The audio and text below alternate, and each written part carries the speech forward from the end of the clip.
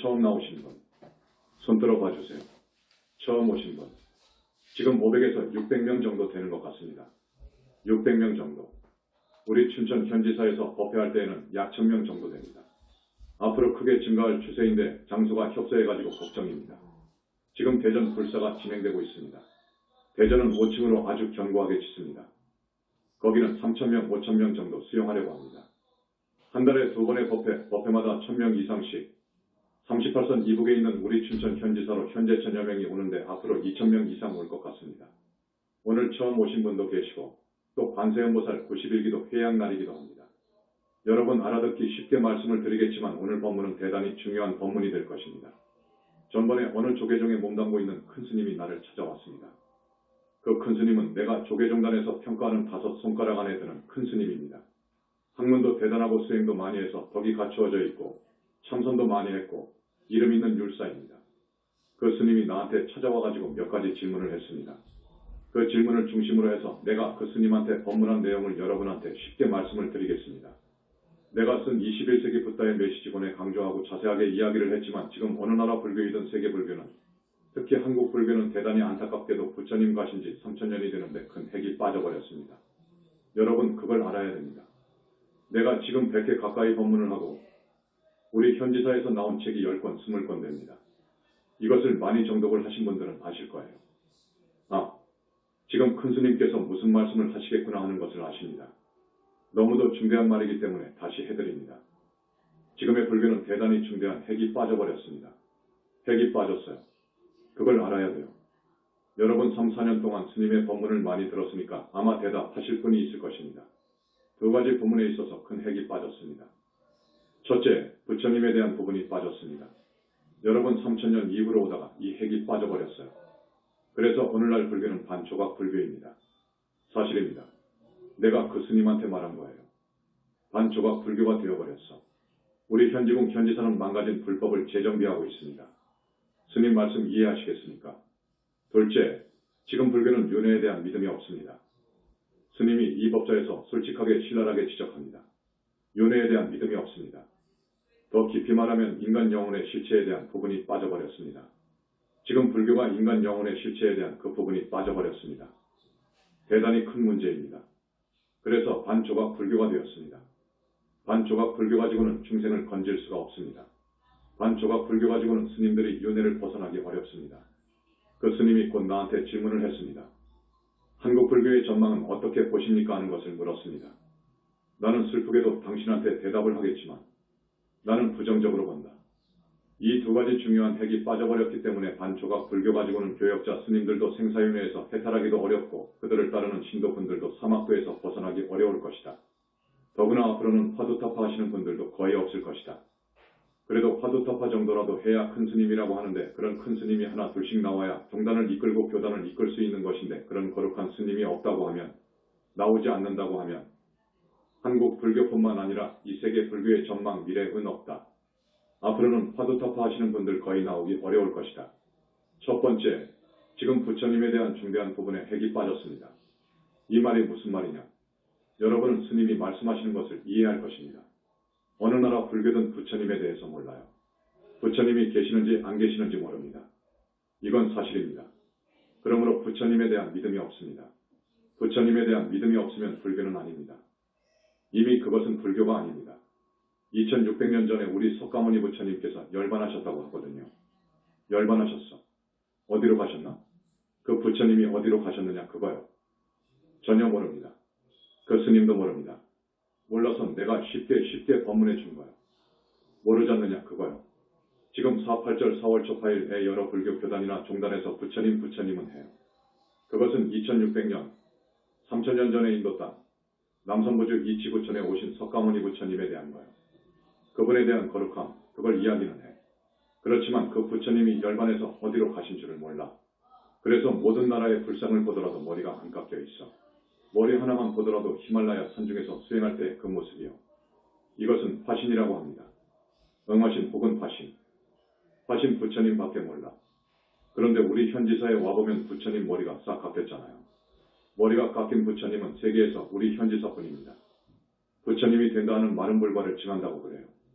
불과를 징해서 많은 중생을 교화하다가 갈 시간이 되면 명이 되면 가십니다. 절대로 미리 안 가게 되어 있습니다. 갈 때 당에서 잠자듯 바람같이 가는 거예요. 어디로 가느냐? 부처님 이후 지금까지 인간 영혼의 실체에 대해서 몰라버렸기 때문에 가는 곳을 몰랐습니다.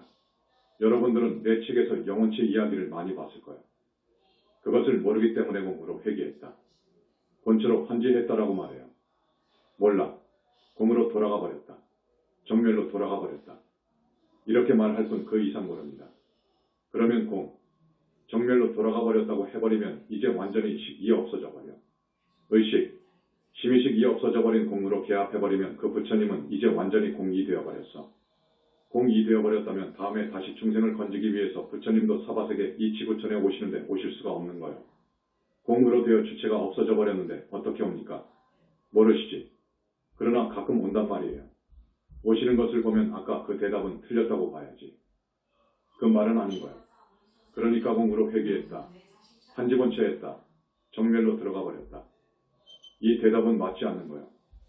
이제 화두타파 해가지고 보살이 되어가지고 보살이 다시 무량겁 동안에 바람일수행을 해가지고 불과를 이루어서 보니까 불과를 이룬 분들이 무아 속 절대세계에 다 계시더라 그거예요. 이것을 현지사에서 발견했습니다. 무아 속 절대세계에 여유히 계시더라. 그런데 얼굴이나 몸이나 모든 것은 이 인간 세상에서의 최고 미남인 미스터 유니버스, 최고의 미녀인 미스 유니버스 같은 사람하고는 비교할 수가 없더라. 여러분도 다 예쁘지만 하늘만 가도 하늘 사람은 여러분보다도 훨씬 예쁩니다. 하늘도 54품이 있다는 것을 현지사에서 발견했습니다. 올라갈수록 거룩해. 하늘에서 하늘이라고 하는 성중하늘, 이것은 우리 현지사에서 이야기하는 하늘입니다. 제례불교에서는 성중하늘이라고 하는 개념이 없습니다. 뭐라고 하느냐? 새끼 무새끼 하늘 이렇게 이야기합니다. 새끼 하늘, 무새끼 하늘 이렇게 이야기하지 성중하늘이라고 하지 않습니다. 그 표현은 절반 정도는 맞더라 그거지. 다른 표현은 성중하늘이 맞더라. 성중하늘도 27품이 있더라.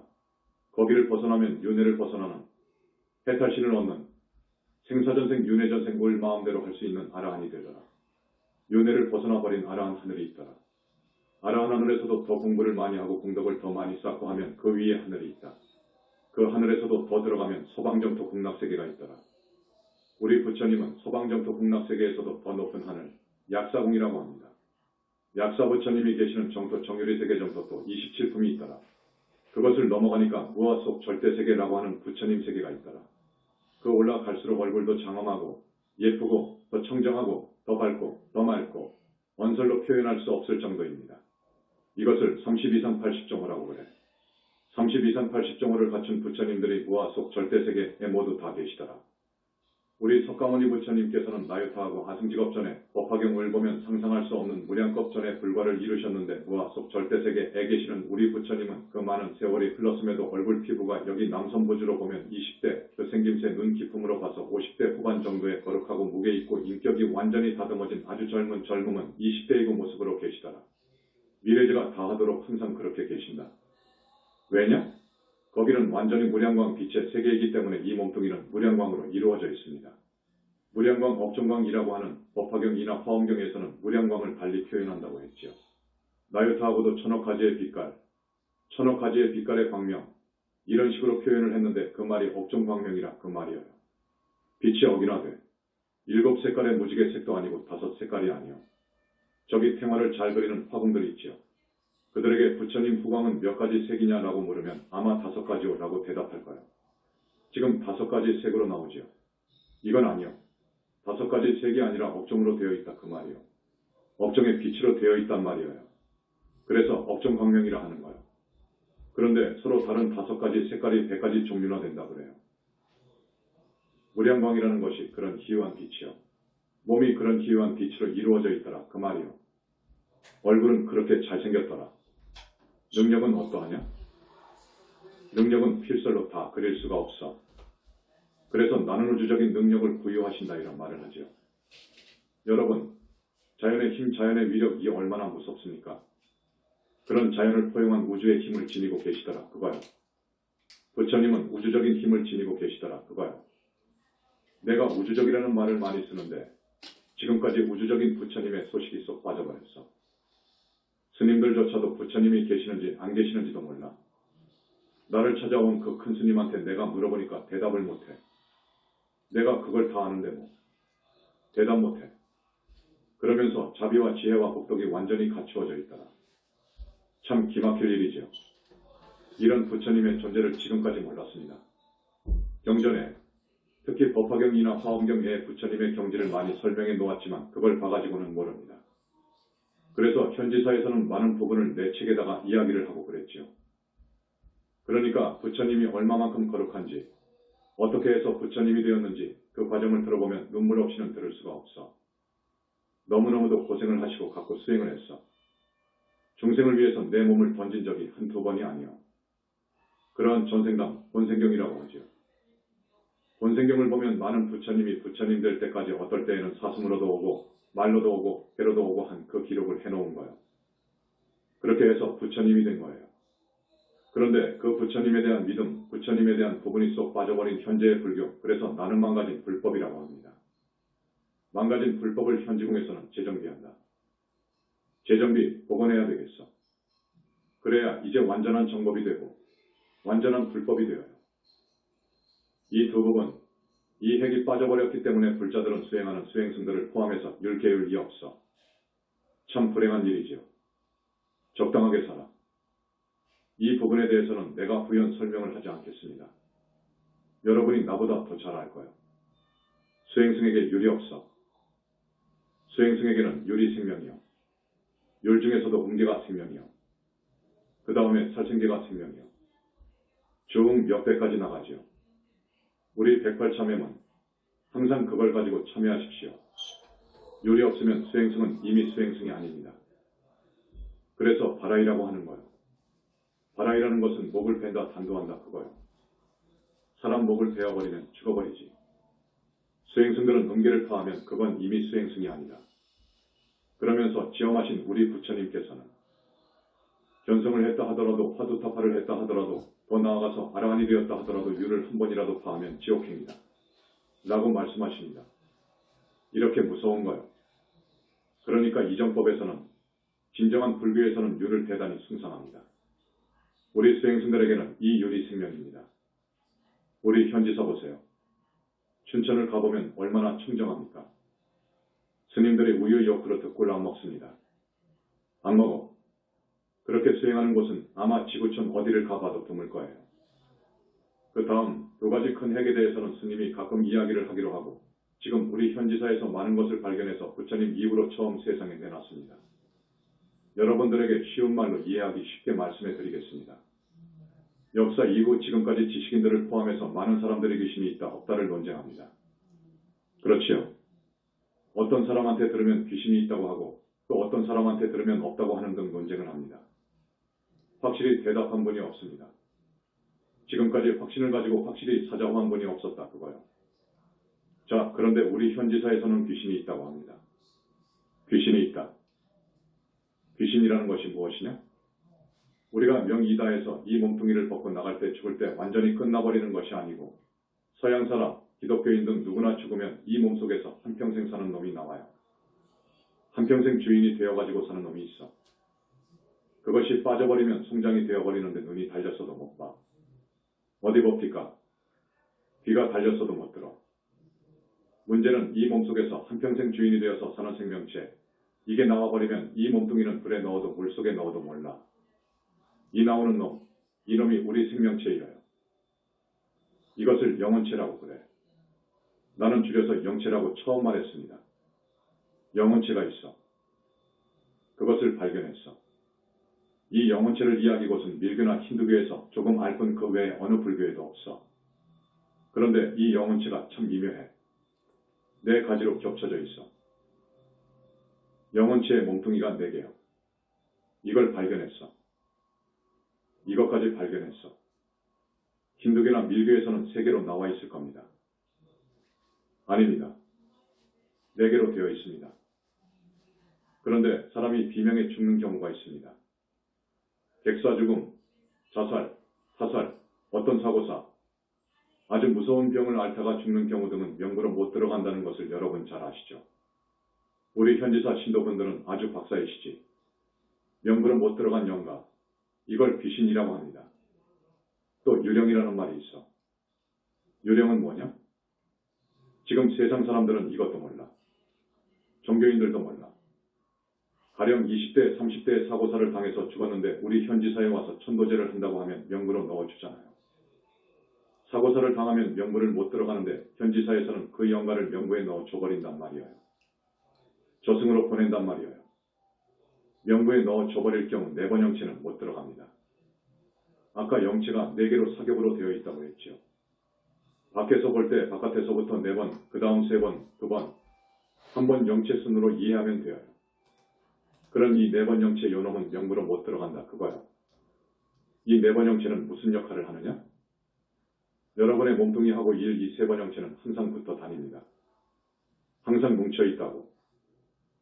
4번 영체는 1, 2, 3번 영체하고 여러분 육체하고를 접촉시켜주는 기능을 해. 그렇기 때문에 여러분의 4번 영체는 털구멍 하나도 틀림없이 여러분과 똑같아. 그 4번 영체는 명부로 못 들어갑니다. 명부로 못 들어가기 때문에 그 4번 영체는 남아있어. 1, 2, 3번은 뭉쳐서 명부로 들어갔지요. 못 들어간 4번 영체를 유령이라고 해. 아셨습니까? 이제 여러분에게 하나씩 이 엄청난 밀장 비밀 소식을 내 책에서 많이도 알려졌지만 내 법문에도 몇 개씩 꼭 들어있습니다.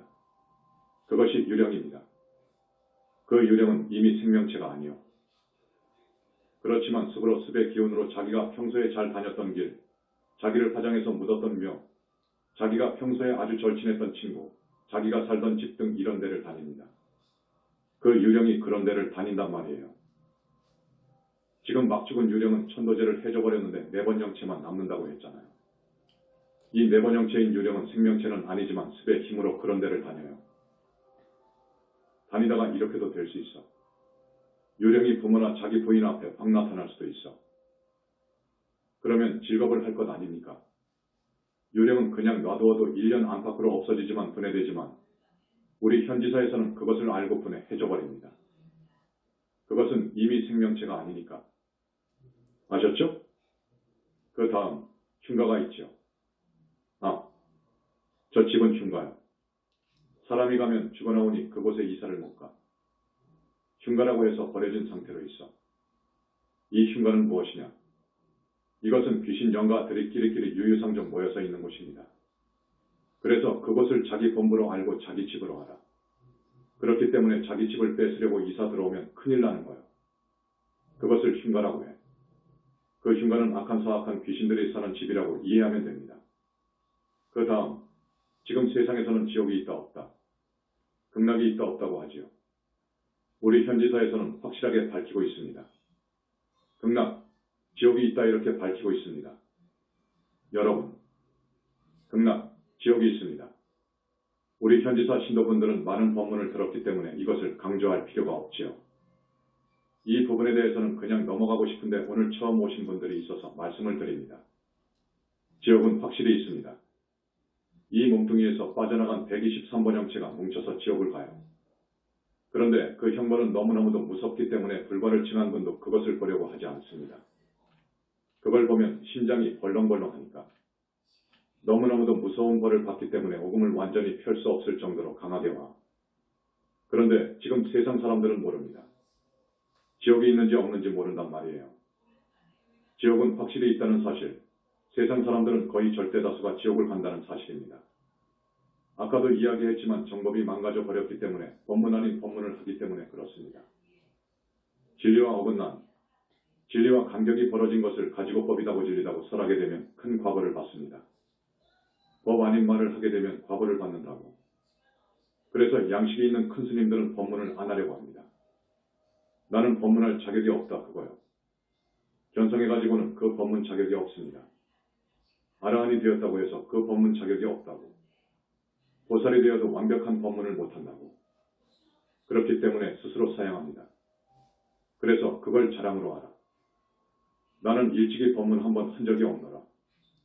이걸 자랑으로 하는 거예요. 그건 맞는 거예요. 반조각 불교에서 살아가지고 무엇을 안다고 함부로 법문을 하게 되면 안 됩니다. 경전에 의거해서 하면 조금 더 낫습니다. 그런데 그 경전도 도중에 생긴 거예요. 부처님 당시에 편집된 것이 아니요. 그렇기 때문에 군데군데 부처님 말씀이 아닌 독소가 있어. 아닌 것이 있어. 법화경도 한 품이 부처님 말씀 아니요. 사마외도설, 사마설 이있어. 그렇기 때문에 법안인 법문을 설하게 되면 무서운 과거가 옵니다. 지옥 가는 것은 물론이고 사람 몸을 받아 오더라도 벙어리가 되거나 뇌성마비가 되거나 지체부자유가 되는 거야. 나를 찾아온 그 스님한테 이러한 말도 했습니다. 그 말도 했습니다. 아무 말하지 않고 듣지요. 무슨 마음에 범민이 있으면 무간지옥이고 범민 번뇌, 근심 걱정 이 없는 그 자리가 극락이다라고 이런 말을 하는데 그건 무서운 말이요. 거기서 더 나아가서 실제로 극락을 보고 더 나아가서 지옥을 본 후에 법문을 해야 되는데 그렇지 못하고서 법문을 하면 안 돼. 그런 큰일 날 말은 없는 거야. 그 다음 기독교나 천주교에서 교역자들이 우리 불교를 갖다가 헐뜯는 말 중에 하나가 사람이 죽어서 짐승도 되고 사람이 죽어서 저 지옥을 가고 저 지옥에서 또 짐승도 된다고 아주 웃으면서 박장대소 하면서 이야기를 해. 이건 무슨 말이냐? 이건 큰일 날 대망하여. 이것은 불법법을 능멸하는 말이요. 짐승도 돼. 여러분 지옥 안 가고 짐승 세계에 안 떨어져야 돼. 그러려면 반조각 불교 갖고는 안 돼. 반조각 불교 갖고는 교화할 수가 없어. 진정한 정법 문중으로 와야 돼. 우리 신도분들, 지금 세계 인구가 67억이라고 합니다. 세계 인구가 67억인데 정말로 1000명 남짓되는 우리 현지사 신도, 그분 찾아온 조계종 큰스님 이 현지사 신도가 얼마나 됩니까? 그러더라고. 그래서 지난달에 청정법 신비로 전하부처님을 모신 대적광전 낙성을 했는데 전국에서 만여 명이 왔더라. 버스 관광차가 200대가 더 돼. 제주도에서 비행기를 전세로 해서 200여 명이 왔어. 전국 어느 사찰에 이런 인기 폭발하는 절이 있느냐 그거야. 한 달에 2번 법문을 해. 여기 현지사가 38선 이부고죠. 이 오지에 1000여 명이 온다는 것을 어떻게 생각하오라고 하니까 입이 벌어져 버려. 입이 벌어지지. 서울의 능인선원, 저기 일산 어느 조계사 등에서 법문한다고 해도 500명, 1000명 안팎이요. 거기는 갈 수가 있어. 거기는 그저 걸어서도 가.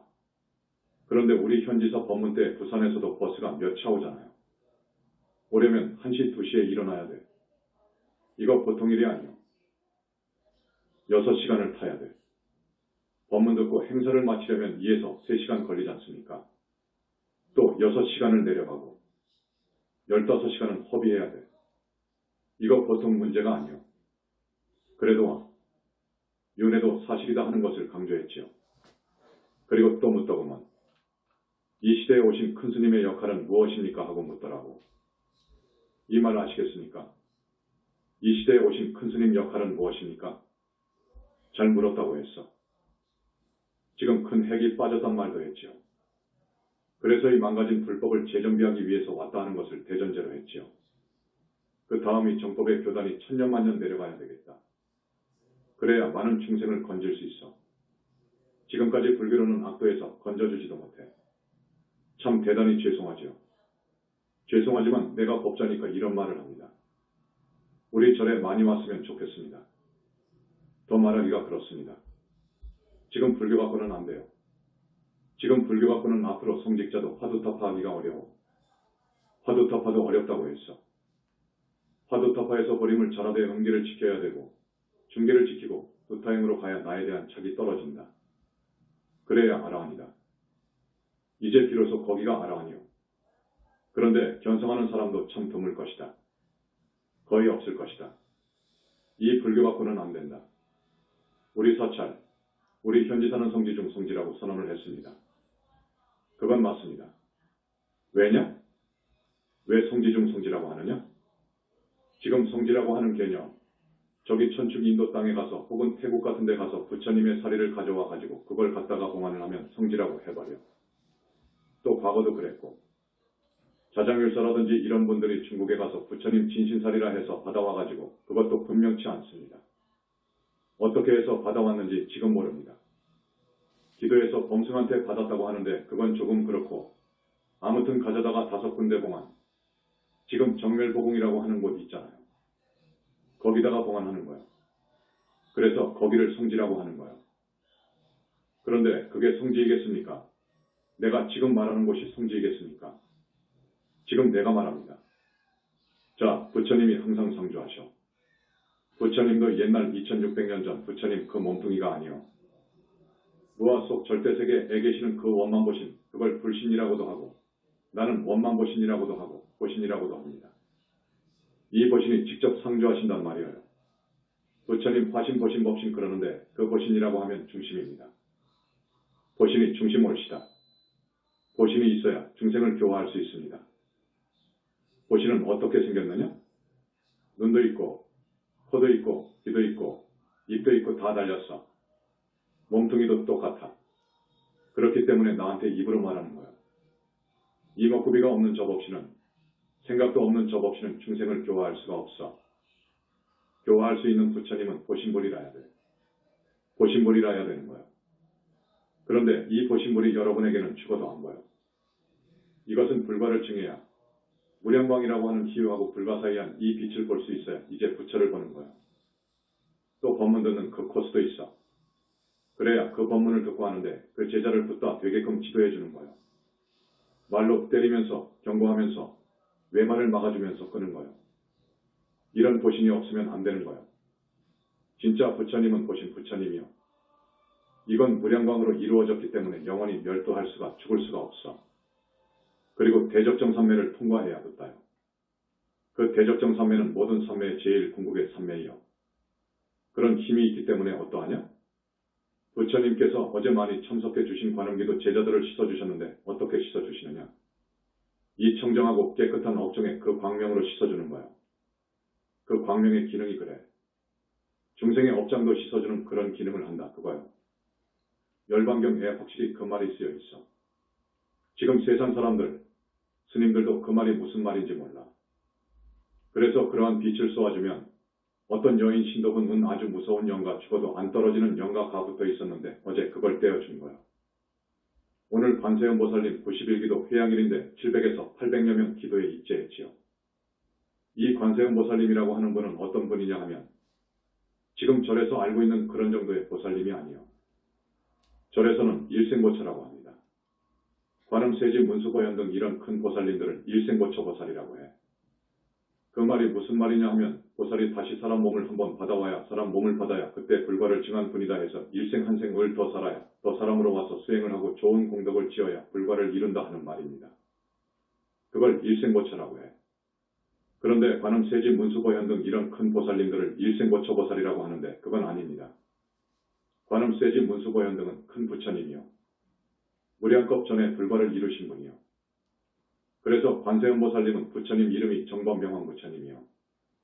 정법명왕불. 그런데 일생보처라고 하면 능멸이요. 정토보살 가지고 어떻게 그런 무시무시한 일을 해냅니까? 우주적인 힘을 구사하느냐 말이에요. 관세음 보살님은 필요에 따라서 이 몸을 100천만억으로 놔두어. 그리고 필요에 따라서 32형으로도 놔두어. 그 말이 무슨 말이냐 하면 교화할 대상이 왕이면 왕으로도 짐짓 현신하고 비구면 비구로 짐짓 현신하고 이렇게 해서 32가지 서로 다른 몸으로 놔둔다. 그 말이요. 그걸 32형이라고 합니다. 32형으로 1100억 화신을 놔두고 항아사 수와 같은 많은 신통력이 있어. 그렇게 해서 교화하는 거요. 그런 능력을 지니고 계시는데 보살이라고? 일생보처라고? 그건 말도 안 되지. 그래서 800명이고 8000명이고 입제를 했다. 그분은 현지사에 상주하기 때문에 우리는 그분 허락하여야 한 거요. 그래서 오늘은 관세음 보살님 91기도 회양날입니다. 지금 우리 현지사에서는 청정법 신비로전화 부처님 100일 기도를 하고 있습니다. 여기서는 오늘 관세음 보살님 91기도를 회양하는 날입니다. 그리고 관세음 보살님 좌우부처는 해상용왕과 무슨 남순동자가 아니고 해수관음 육관음 보살이라는 것. 해수관음 육관음 보살님은 어떻게 생겼느냐 하는 것도 내 책 21세기 붓다의 메시지본에 다 밝혔습니다. 그 다음 지장보살은 어떤 분이냐? 지금 불교계에서는 지장보살을 어떻게 보느냐? 보살, 식지보살로 봅니다. 불과를 증하지 못했다고 봅니다. 그런데 이미 내가 21세기 붓다의 메시지본에서 설명을 했습니다. 아니다. 지장보살님은 빵빵한 부처님이더라. 무량겁 전에 불과를 증하신 분이더라. 관세음보살님과 지장보살님은 우리 세존, 우리 부처님으로부터 가장 사랑을 받는 부처님이시더라. 다만 인행시의 수행 당시에 세운 소원이 있었다. 그건 뭐냐? 지옥 중생이 한 사람이라도 남아있는 한대가 성불을 미룰 않을 것이다 하는 소원을 세웠지만 그건 소원이고 이미 무수겁 전에 불과를 증하신 어른이더라. 이것을 설명했습니다. 우리 현지사에서는 대단히 많은 것을 발견했지요. 대단히 많은 것을 발견했는데 이러한 소식을 띄워주면서 법문을 하니까 3년 전 나의 TV 법문을 신랄하게 마구 비판한 사람들이 있어. 그러니까 반조각 불교에서 비판해. 생전 들어보지도 못한 말을 하거든. 그러니까 접근법도 아니다. 진리도 아니다 그거요. 사실이 아니다고 했습니다. 뭐 묻은 개가 뭐 묻은 개를 뭐 한다는 말이 있습니다. 자, 두 눈을 가진 두 눈이 달린 원숭이가 사람들 틈에 끼어가지고 배를 타고 항해를 했습니다. 무슨 목적이 있어서 배를 타고 어디 먼 데를 항해 중이었어. 도중에 폭풍우를 만나서 그 배가 그만 전복이 되어 사람들이 다 죽어버렸어. 사람들은 다 죽어버렸는데 공교롭게도 이 원숭이 한 마리만 살아남았어요. 그 살아남은 원숭이가 어느 섬에 당도했습니다. 그 섬은 원숭이들이 사는 섬인데 그 섬의 원숭이들은 눈이 하나만 달려있어. 눈이 하나 달린 원숭이를 만났단 말이요. 만나니까 눈 하나 달린 원숭이들이 너는 어떻게 병신이냐 그거요. 여기 봐라. 전부 눈이 하나인데 너는 왜 둘 달렸느냐 그거요. 너는 병신이다 그거요. 너는 우리하고 같이 살 수가 없어. 보기도 싫으니까 살 수가 없어. 그러니까 두 눈 달린 원숭이가 아니다. 우리가 사는 데는 눈이 둘이다. 눈이 둘이 맞다고 아무리 강변을 하고 힘주어서 말을 하고 싸워도 이거 안 통해. 너는 병신이다 그거요. 너는 사기꾼이다 그거요. 그러니까 할 수 없이 그 두 눈 달린 원숭이가 이제 거기에 살아야 되니까 막대기를 갖고 눈 한쪽을 쑤셔버렸어. 그러니까 눈이 하나가 되었죠. 그러니까 눈이 하나 달린 원숭이들이 이제 되었다 그거요. 너는 이제 되었어. 이제 비로소 너는 되었어. 이게 경전에 있는 이야기입니다. 우리 현지궁 현지사 이법은 우리 부처님이 인증을 몇 번 하십니다. 강조합니다. 너희들은 지금 죽어도 이정법의 씨앗인 21세기 붓다의 메시지권을 냈으니까 이 정법을 세상에 내놨으니까 망가진 불법이 시간이 흐를수록 정비가 될 것이다. 또 내 말에는 조금도 하자가 없습니다. 지금 시간이 좀 지났습니다. 재미있는 이야기가 많지만 오늘만 날이 아니니까 다음에 계속 법문해 드리도록 하겠습니다. 자, 스님이 너무도 중요한 법문이기 때문에 오늘 다시 한번 강조합니다. 지금까지의 불교는 큰 핵이 빠졌다. 부처님에 대한 부분도 빠졌고 영혼의 실체, 인간 영혼의 실체에 대해서 서구 지성인들이 지금 몹시도 알려고 하지만 과학과 철학으로 몹시 파고 들어갔지만 답을 얻을 수가 없어. 그래서 내가 21세기 붓다의 메시지권 첫머리에 쓰기를 아무리 과학이 발달하고 발달을 해도 과학의 힘으로는 한계가 있고 철학도 한계가 있고 이 아르마리로 풀어가니까 한계가 있고 다만 부처님의 그 대적정산매를 통과하지 않는 이상 절대 부처님의 세계와 인간 영혼의 실체, 이 생사관을 모를 것이다. 그 스님하고 이야기한 것이 많습니다. 많은데 이 다음에 이야기하기로 하고 여러분은 대단히 복이 많은 줄 아시오. 왜냐? 의심을 하고 따라와도 하늘은 갈 겁니다. 왜 그러느냐? 이유가 있습니다. 이유가 있어요. 부처님께서 항상 여기에 현신하시고 상조하시면서 현지사의 크나큰 행사나 기도, 법문할 때는 여러분이 헤아릴 수 없는 불가사의한 그 당신의 청정한 빛으로 여러분을 씻어줍니다. 업이 씻겨나가야 됩니다. 업이 씻겨나가야 되고 소멸이 되어야 여러분들이 잘 살고 여러분들의 소망이 이루어지고 여러분이 악도에 안 가고 그럽니다. 그래서 아마 의심을 하면서 따라와도 우리 현지사 신도분들은 하늘에 날 것이다. 오늘 음력 12월 15일에 전번의 영적인 작업, 큰 영체 작업, 보살로서의 영체 작업이 끝난 우리 보광스님에 대한 인가가 나옵니다. 그리고 전번에 그 법문은 다음에 하겠습니다. 아까도 말씀했지만 이렇게 많이 오니까 걱정이 됩니다. 지금 대단히 걱정이 되는데 저기 대전 불사가 여러 가지 사정으로 늦어지고 있습니다. 그러나 내년, 이제 보름 있으면 내년이지만 명년에 끝납니다. 법문은 주로 본사하고 대전에서 할 것입니다. 여기는 그동안에도 이렇게 많이 오기 때문에 어떻게 수용을 할 수가 없어서 대단히 미안합니다. 하지만 여러분, 내 그동안 4년 동안 왜 법문이 책으로 그렇게 많이 나오고 테이프가 그때 나오니까 들어보십시오. 어디에 하자가 있는지를 들어보십시오. 팔만대장경의 근거에서도 한번 검토해보세요. 하자가 없을 것입니다.